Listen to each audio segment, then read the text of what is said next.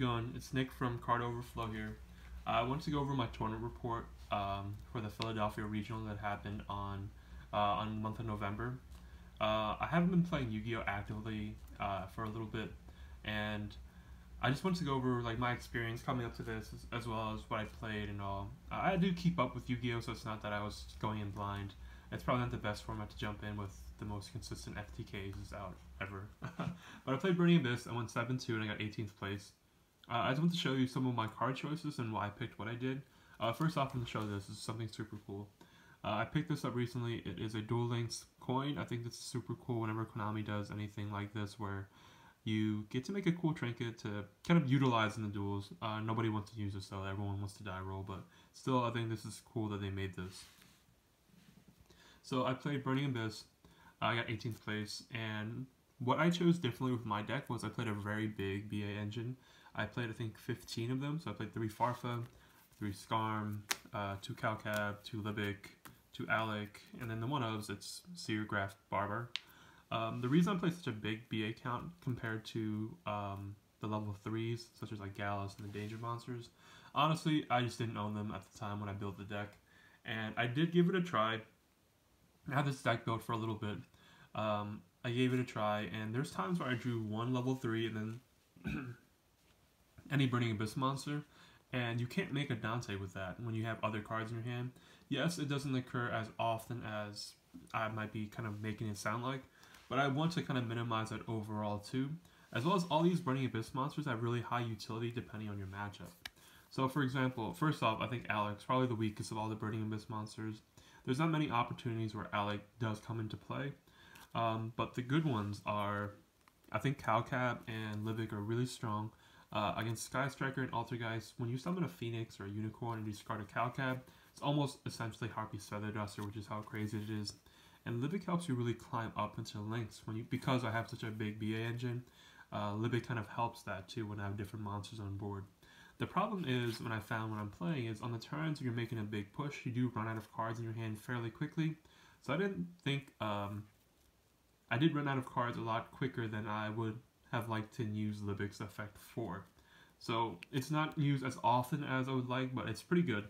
And then the last two monsters, I think these are the really important ones.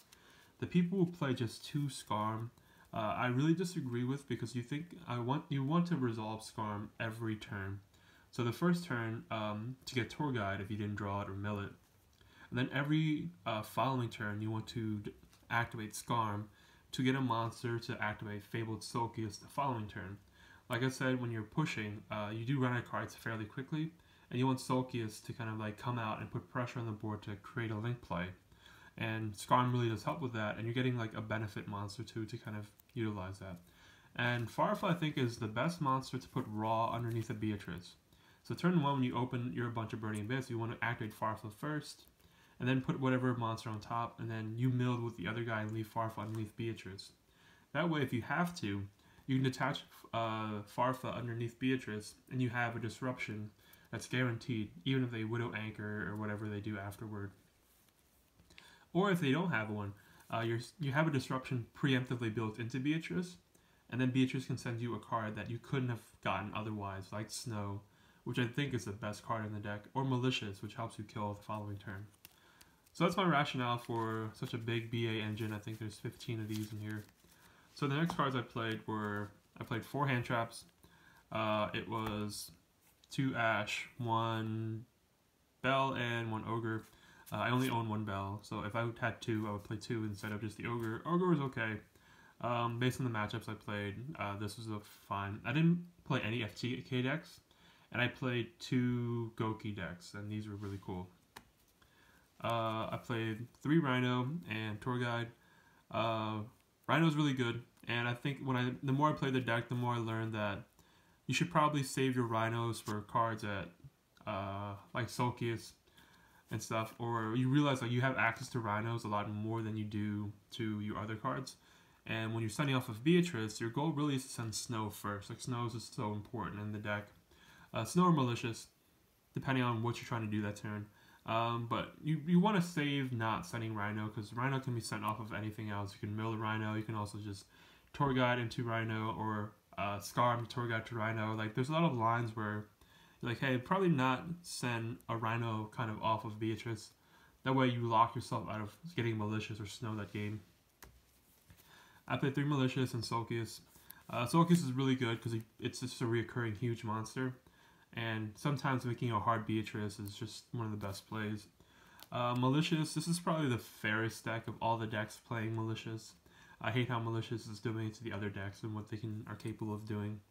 If this card could go, I would love it, but Snow's the best card in the deck. If you can send it as soon as you can, it does so much as far as game goes as well as disruption goes. There's not much more I can say about this. I played 4 Kaijus. They weren't the greatest cards against the Goki and FTK deck, but they're really good against almost everything else, like Sky Striker, True Draco, even the BA Mirror match when you're getting rid of a Beatrice. I think they were fine. If the format really changed where like FTK is just the best deck, it probably is, but if more people played it, what's what I meant, I'd probably just take these out for more hand traps. I played Dark Arm and Orbital Hydrolander.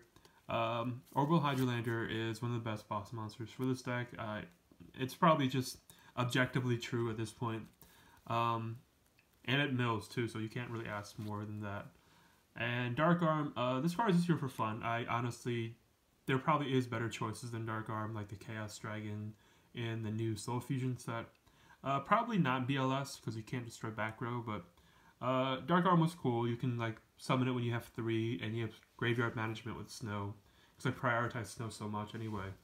And then from there, you can just keep throwing dark monsters away to destroy the board. It was fine. I won a few games with Dark Arm.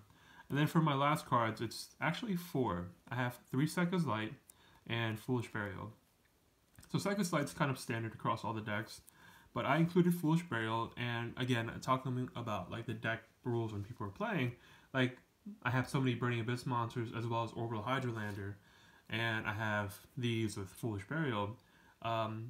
It makes that my deck has, I don't like this term either, a higher ceiling as far as most other decks, they just have the Sekka's Light, so this is the best spell card they can activate. But in the case of my deck, I can go, if I can't get access to a Beatrice, or if I make a Beatrice and I have Foolish Burial anyway, I can send the Snow with Foolish Burial, and then my Beatrice has the luxury of just sending other cards that I don't have to kind of pick between. I can have my cake and needed to, essentially. So afterward, I can just banish the Foolish Burial with Snow, so it's not in my grave anymore to resolve Sekka's Light. In the inverse scenario, if I don't ever draw Foolish Burial, I just have the regular Sekka's Light deck. Like, there's nothing different about my deck than anyone else's. This is the one of that, if I draw, this is great. If I don't draw, it's fine as well, too. And if I do draw Sekka's Light first, and then I get Foolish Burial afterward, based on that play, and me resolving a Sekka's Light, I should be able to have enough cards to make a Beatrice. And again, if you have Beatrice, you should have access to Snow. Like, Foolish Burial shouldn't be an issue. Just banish out of your hand, and that happens. So I really agree that Foolish Burial is good. Again, I haven't played in a while, but it was great for every time I had it. For my extra deck, I played 5 Nightmare monsters. It's Mermaid, and then 2 Phoenix, Cerberus, and then Unicorn. Sometimes you want access to Snow early, or you have access. Instead of going Underclock, I go Phoenix and Mermaid. That way you get 2 extra guys in the graveyard. I play Decode, Underclock. Underclock's effect's really good. It goes for game a lot. Especially when you don't have like a boss monster when you're killing that turn. You go like Underclock Taker, put a Sulkius underneath, and then you make one of your opponent's monsters lose 2200 before you make like a Boros Sword and attack a different one and attack that one. Trisbania, if you ever resolve this, it's almost game immediately. This is good against Sky Striker and Draco. Bomber Dragon, I won a lot of games with a secondary effect when it cracks into a monster and your opponent just takes 3000 life points. This card's really good. I keep wanting to cut it for whatever reason, but I just remember how great it is. Boros Sword's the best card in the deck. This is the only way you win, honestly. Borload, I've never made it, but it was a safe card to kind of out other monsters. This is just for cherries. And then I played the 3 Exceeds monsters. I don't play any Beatrice targets. No one kills Beatrice. Like, for the most part, the way Beatrice is in the graveyard is you're link summoning it away. Then quickly, my side deck. It's 3 Droll Lockbird for the FTK. I didn't know that this card is not great against Goki. I Droll Lockbird my opponent after they Isolde search with 2 Goki. They go Super X Goki, make Isolde, add 3, I Droll Lockbird. And they end up double Dolphin, and Gumblar on me for everything I had. I didn't know that this was not great against Skokie, so it's probably only for the FTK. I have one more Ogre, one more Ash, and then 3 Cherries. So this is for the FTK and the other variants that are like the 1-turn decks. And this is for the other decks. That's 3 Twin, Card Destruction, and Prankatops. So that was my deck. I want to go through all my options and choices to show you guys what I was doing. I don't think the deck's bad, but it's not the best deck by any means, but it's just a fun deck that you get to play with, because you get a turn, your opponent gets a turn, and I think that's it. Well, thank you everyone.